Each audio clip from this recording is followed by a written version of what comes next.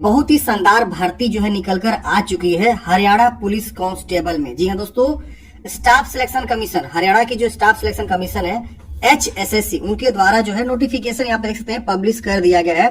यहाँ पे जो भर्ती होने वाली है फ्रेंड्स, पुलिस कांस्टेबल की होने वाली है। 6000 पदों पे ये भर्ती रहने वाली है। ऑल इंडिया किसी भी राज्य से आते हैं तो फॉर्म को अप्लाई कर सकते हैं। मेल और फीमेल दोनों कैंडिडेट्स यहाँ पे फॉर्म को अप्लाई कर सकते हैं। यहाँ बात करें कि आपको फॉर्म भरने के लिए कोई भी फी, तो यहाँ देखिए साफ साफ लिखा गया, no fee is required to be deposited by any candidates for applying against any post. मतलब कोई भी आपको एप्लीकेशन फी नहीं देना है फॉर्म भरने के लिए। इसके अलावा इसका जो ऑनलाइन स्टार्ट होगा 20 फरवरी से लेकर 21 मार्च 2024 तक आप फॉर्म को अप्लाई कर सकते हैं। इस वीडियो में जो है हम इस भर्ती के बारे में सारी जानकारी को आपको बताने वाले हैं, जैसे कि आपको फॉर्म भरने के लिए क्या क्या डॉक्यूमेंट चाहिए, सैलरी क्या मिलेगा, एज लिमिट कितना है, दौड़ कितना होता है, हाइट क्या चाहिए, ये सारा प्रोसेस बताएंगे। इसके अलावा सिलेक्शन प्रोसेस भी बताएंगे, एलिजिबिलिटी क्राइटेरिया भी बताएंगे कि कौन लोग फॉर्म को भर सकता है एक्चुअल में। सारा चीज को हम यहाँ पे डिस्कशन करने वाले हैं। वीडियो को लास्ट तक देखिए ताकि आपको सारी इंफॉर्मेशन जो है समझ में आ सके। तो पहले हम समझते हैं कि कितनी नंबर ऑफ वैकेंसी है। तो फ्रेंड्स देख सकते हैं, recruitment for 6000 post of police department, यानी पुलिस डिपार्टमेंट में जो है 6000 पदों पर भर्ती जो यहाँ पे निकाली गई है। ऑनलाइन एप्लीकेशन यहाँ पे इनवाइट करे गए हैं। आपका एडवर्टाइजमेंट नंबर यहाँ पे देख सकते हैं। और 20 फरवरी से लेकर 21 मार्च तक आप फॉर्म को अप्लाई करेंगे।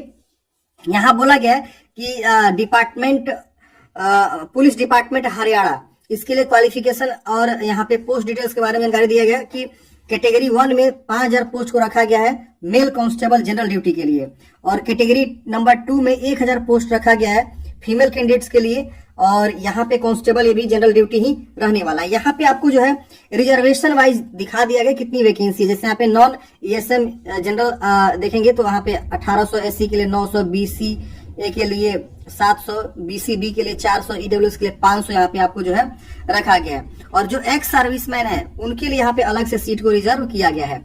इसी तरह से आप फीमेल में भी देख सकते हैं कैटेगरी वाइज। नॉन ESM में आप देखेंगे तो ये सब पद जो है आपको रखे गए कैटेगरी वाइज, और ESM यानी एक्स सर्विसमैन के लिए यहाँ पे पदों को रिजर्व किया गया है।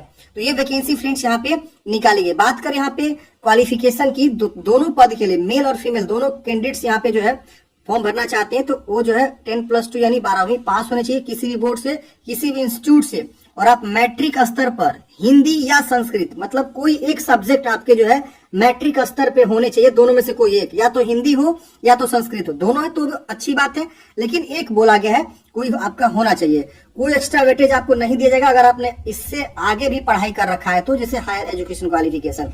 यहाँ बात करें सैलरी की तो देख सकते हैं स्टार्टिंग सैलरी आपका जो है लेवल 3 का होता है, जो कि 21700 आपका जो है ये स्टार्टिंग सैलरी होता है। ये आपका पे स्केल है। अब यहाँ पे बात करें पे स्केल से कितना आपको सैलरी इन हैंड के आसपास आएगा। देखिए इसमें 21700 तो आपको सैलरी दिखाया गया है। इसमें आपका DA PA बहुत सारे जो है अलाउंसेस ऐड होते हैं। तो ये सब अलाउंसेस अगर जोड़ दिया तो लगभग सैलरी आपकी जो है 30,000 प्लस आपको यहाँ पे स्टार्टिंग इन हैंड सैलरी आपको देखने को मिलेगा।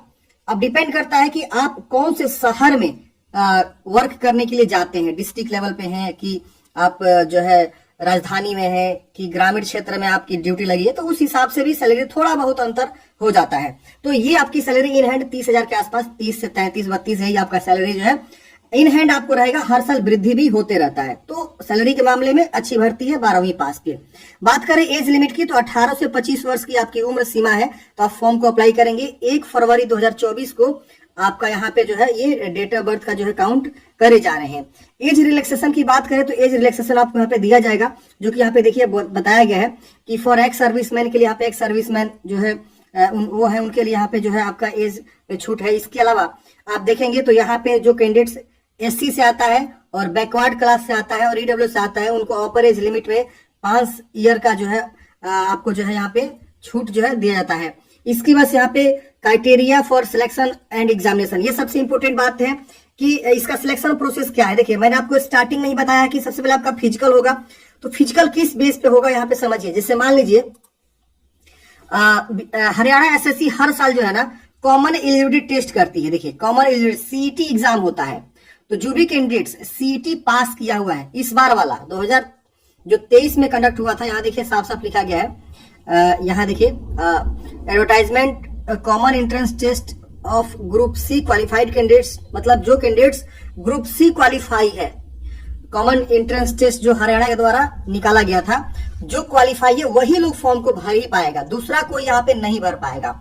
और जो ये मतलब पास है कॉमन एलिजिबिलिटी टेस्ट वही फॉर्म को भरेगा और उन्हीं को जो है ना मेरिट तैयार किया जाएगा उनके जो है क्वालिफाइंग सीटी के बेस पे, और उन्हीं को जो है फिजिकल मेजरमेंट टेस्ट और फिजिकल स्क्रीनिंग टेस्ट, ये दोनों टेस्ट कंडक्ट करे जाएंगे।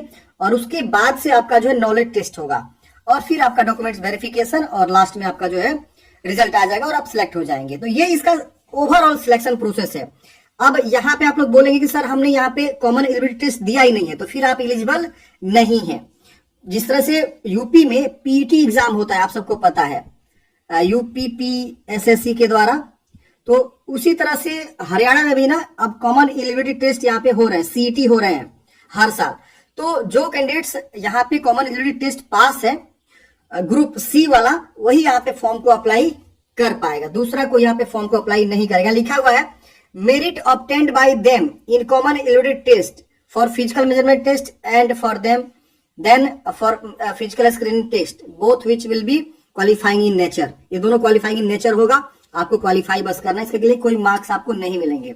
इसके अलावा लिखा गया short listed qualify candidates equal to 4 times of number advertise post of each category for knowledge test, मतलब 6000 जो वैकेंसी है उसके जो है 4 गुना कैंडिडेट्स को क्या करेंगे ये लोग जो है नॉलेज टेस्ट में बुलाएंगे। यानी यहाँ पे 24,000 कैंडिडेट्स को ये लोग क्या करेंगे नॉलेज टेस्ट में बुलाएंगे, उतना मेरिट ये तैयार करेंगे। किसके लिए? तो नॉलेज टेस्ट के लिए। तो नॉलेज टेस्ट लास्ट में होगा, एक छोटा सा रिटन एग्जाम होता है। अब समझते हैं कि फिजिकल मेजरमेंट टेस्ट क्या होता है, यानी आपकी हाइट वगैरह क्या नापी जाती है। तो यहाँ पे बोला गया अपेंडिक्स बी में जो जानकारी दिया गया है उसके अकॉर्डिंग जो है मेजरमेंट टेस्ट यहाँ पे करेंगे। तो देखिए अपेंडिक्स बी के अकॉर्डिंग हम देखा जाए तो इसमें जो हाइट नापी जाती है मेल कांस्टेबल के लिए, तो 170 सेंटीमीटर आपकी जो है हाइट नापी जाती है जनरल कैंडिडेट्स के लिए।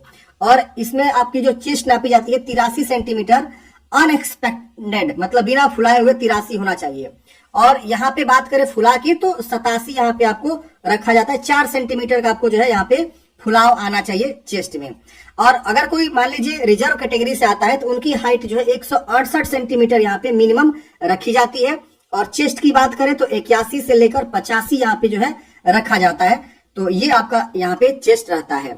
अगर हम बात करें फीमेल के लिए तो फीमेल में यहाँ पे जो है हाइट और ज्यादा कम भी हो जाता है। तो ये सारी चीजें यहाँ पे जो है रहती है, आप समझ गए। तो ये पहले आपका जो है पीएमटी होगा, फिजिकल मेजरमेंट टेस्ट होगा, उसके बाद से आपका जो फिजिकल स्क्रीनिंग टेस्ट होगा, यानी आपकी जो है इसमें दौड़ वगैरह होती है। तो देखिए मेल कैंडिडेट्स को जो है आपको दौड़ करना है 2.5 किलोमीटर 12 मिनट में, फीमेल को करना है 1 किलोमीटर की रनिंग 6 मिनट में, एक्स सर्विसमैन को 1 किलोमीटर की रनिंग करनी है 5 मिनट में। तो आपके जो है फिजिकल स्क्रीनिंग टेस्ट यहाँ पे होता है, यानी दौड़ होता है।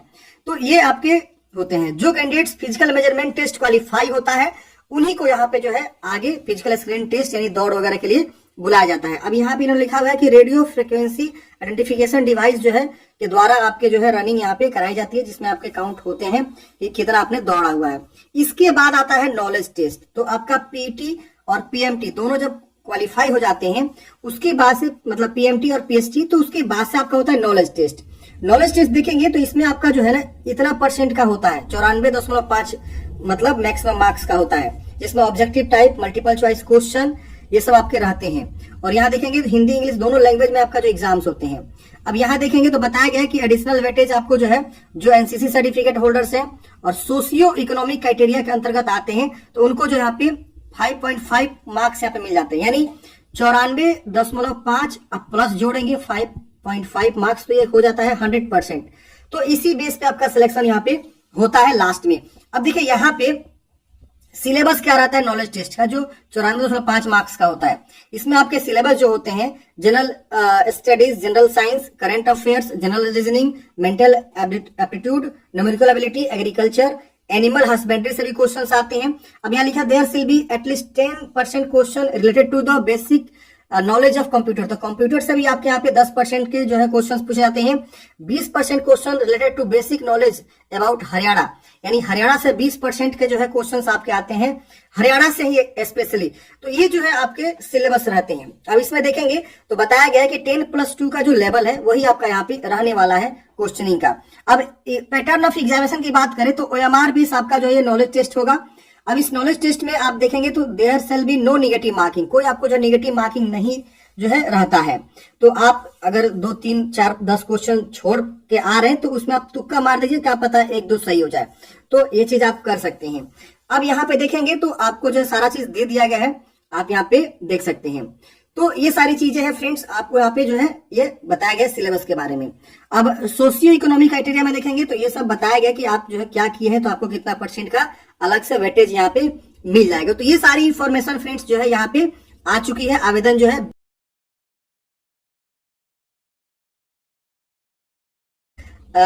20 फरवरी से स्टार्ट हो रहे हैं। तो देखिए फ्रेंड्स, मैं आप लोगों से एक रिक्वेस्ट करना चाहता हूं कि जो भी कैंडिडेट्स पास हैं सीईटी, प्लीज हमें जो है मेल करें, ठीक है ना। हम जो है आपका फॉर्म फ्री ऑफ कॉस्ट में भर के देंगे। जी हाँ दोस्तों, हालांकि फी तो लग नहीं रहा है, फिर भी हम आपको कोई चार्ज नहीं लेंगे। और इसी बेस पे हम जो एक वीडियो को भी शूट कर लेंगे कैसे आपको फॉर्म को भरना है। तो जो भी कैंडिडेट्स हमसे फॉर्म भरवाना चाहता है वो हमें मेल कर सकता है। मेरा मेल आईडी है ds.helping@gmail.com। अपनी सभी जानकारी को मेल करेंगे, हम अपना व्हाट्सएप नंबर आपको देंगे और उसके थ्रू आप क्या करेंगे, हमसे जो फॉर्म को भरवा सकते हैं। तो आप हमें अपनी जानकारी को मेल करें, ठीक है ना। ये मेरा मेल आईडी है, इस मेल आईडी पे ds.helping, एक बार और यहाँ मैं लिख देता हूँ। होता क्या ना फ्रेंड्स, हमारे पास कैंडिडेट्स नहीं है और अगर आप सीईटी पास हैं तो ही आप फॉर्म को भर सकते हैं। तो फिर हमारे पास इस प्रकार कोई कैंडिडेट्स नहीं है, तो फिर मैं फॉर्म फिलअप का वीडियो नहीं ला सकता हूँ। तो इसीलिए आपकी आवश्यकता पड़ रही है। तो अगर आप सीईटी पास हैं, कॉमन एलिजिबिलिटी टेस्ट, तो आप हमें मेल करिए। ये मेरा मेल आईडी है ds.helping@gmail.com। हम आपकी जो है फॉर्म को फ्री ऑफ कॉस्ट में भर देंगे।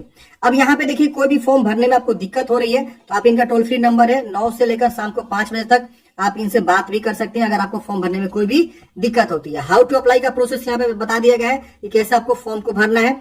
डॉक्यूमेंट्स देखिए क्या क्या लगेगा फॉर्म भरते समय, ये पहले समझ लीजिए। देखिए, आपको जो भी एसेंशियल क्वालिफिकेशन बोला गया, जैसे कि 10वीं 12वीं पास होना चाहिए इस फॉर्म को भरने के लिए, तो वो आपको दोनों डॉक्यूमेंट्स चाहिए, 10वीं का भी और 12वीं का भी।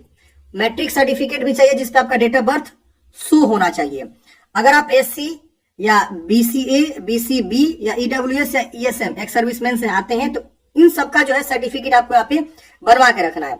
जो भी वेटेज का क्लेम करना चाहते हैं, जैसे कि एनसीसी या साइको इकोनॉमिक्स जैसे चीजों पे ऊपर, तो अपना जो सर्टिफिकेट यहाँ पे देंगे। फोटोग्राफ लगेगा, सिग्नेचर लगेगा, अपलोड करना है आपको। इसके बाद से scan copy of all document showing higher qualification. अगर आप इससे ज्यादा भी पढ़े हैं, जैसे 12वीं से ज्यादा पढ़े हैं, तो उसका जो डॉक्यूमेंट्स है वो भी आपको यहाँ पे देना पड़ेगा। जैसे बहुत सारे कैंडिडेट्स ग्रेजुएशन कर चुके हैं तो वो भी अपना जो है डॉक्यूमेंट्स यहाँ पे दे सकते हैं अगर वो शो करते हैं फॉर्म भरते समय। तो इसके बाद से बोनाफाइड रेसिडेंस सर्टिफिकेट, यानी आपको निवास प्रमाण पत्र देना होगा। अगर आप हरियाणा के निवासी हैं और फॉर्म भरना चाहते हैं तो आपको निवास बनवाना होगा। अदर स्टेट वाले यहाँ पे निवास नहीं लगेगा, ना ही जाति लगेगा। इसकी वजह से इक्विवेलेंट सर्टिफिकेट इफ अप्लीकेबल, इसके अलावा और कोई सर्टिफिकेट आप दे सकते हैं। ईएसएम यानी EWS ex service economically weaker second, जो जनरल से आते हैं 10% रिजर्वेशन में, उनको 23-24 का जो है ना ईडब्ल्यू सर्टिफिकेट यहाँ पे मांगा गया है। इसके अलावा देखेंगे तो बीसीए और बीसीबी का जो कैटेगरी सर्टिफिकेट लगता है वो भी 23-24 वाला यहाँ पे आपको लगेंगे। तो ये सब आप डॉक्यूमेंट्स जो है बनवा लेंगे। अभी आपके पास जो है 10 दिन का समय है, क्योंकि आवेदन जो है 20 तारीख से स्टार्ट हो रहे हैं। तो अभी आप जितना जल्दी हो सके उतना जल्दी आप लोग जो है ये फॉर्म फॉर्म भरने से पहले सभी डॉक्यूमेंट्स को बनवा लीजिए अगर आपके पास डॉक्यूमेंट्स नहीं है तो, क्योंकि ये सब डॉक्यूमेंट्स आपके मांगे जाएंगे फॉर्म भरते समय। अब डिक्लेरेशन सर्टिफिकेट ये एनेक्सर 8 में दिया गया, मैं आपको दिखाऊंगा डिक्लेरेशन सर्टिफिकेट क्या होता है। इसी में फॉर्मेट दिया हुआ है, उसको आपको हैंड रिटन में लिख के और आगे अपलोड करना है, मतलब फॉर्म भरते समय अपलोड करना है। तो ये अभी हम आगे डिस्कस करेंगे। डिस्चार्ज सर्टिफिकेट, अगर आप एक्स सर्विसमैन है तो eligibility criteria for family member of ESM, ESM के कोई फैमिली मेंबर है तो उनकी भी एलिजिबिलिटी क्राइटेरिया का जो है सर्टिफिकेट होता है वो आपको यहाँ पे देना होगा। और इसके बाद से disability certificate for dependent of disable ASM, तो उनको भी अपना सर्टिफिकेट देना होगा। फ्रीडम फाइटर की अगर आप क्लेम कर रहे हैं चिल्ड्रेन या ग्रैंड चिल्ड्रेन तो उसका भी सर्टिफिकेट आपको यहाँ पे देना होगा।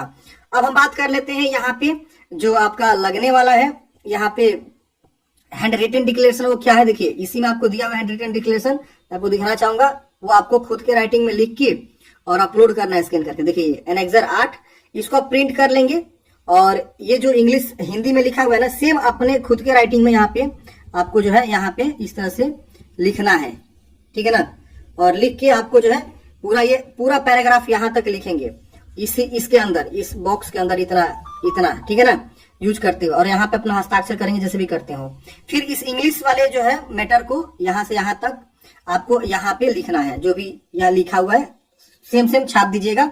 और फिर यहाँ पे अंग्रेजी में आपको सिग्नेचर कर देना, यहाँ हिंदी में सिग्नेचर कर दीजिएगा जैसे भी करते हो, और उसके बाद से इसी को स्कैन करके आपको अपलोड करना है। तो ये आप 23 नंबर पेज पे डाउनलोड कर सकते हैं, जो कि आपका दिया हुआ है हैंड रिटन डिक्लेरेशन वाला में, ये लगेगा फॉर्म भरते समय। अब आती है यहाँ पे कि किसका फॉर्म रिजेक्ट होने के पूरे चांसेस रहते हैं। तो जो एक से ज्यादा फॉर्म भर देगा उनका फॉर्म रिजेक्ट हो जाएगा, जो इनकम्प्लीट या जो फाइनल सबमिट नहीं करेगा उनका भी फॉर्म रिजेक्ट हो जाएगा। अगर कोई बंदा 10वीं बेस पे हिंदी या संस्कृत नहीं पढ़ा है कोई एक विषय, तो उनका भी फॉर्म रिजेक्ट होने के पूरे चांसेस होते हैं। और यहाँ पे जो भी एकेडमिक क्वालिफिकेशन बोला गया है कट ऑफ डेट के अकॉर्डिंग वो नहीं मैच कर रहा है, उनका भी फॉर्म यहाँ पे रिजेक्ट हो जाएगा। इसकी वजह से अंडर एज या ओवर एज जिनका हो गया है वो भी यहाँ पे रिजेक्ट हो जाएंगे, फॉर्म नहीं भर पाएंगे। इसके अलावा ओरिजिनल डॉक्यूमेंट्स जो है आपका मिसमैच होते हैं, वेरिएशन होता है उसमें, तो भी आपका फॉर्म रिजेक्ट हो जाएगा।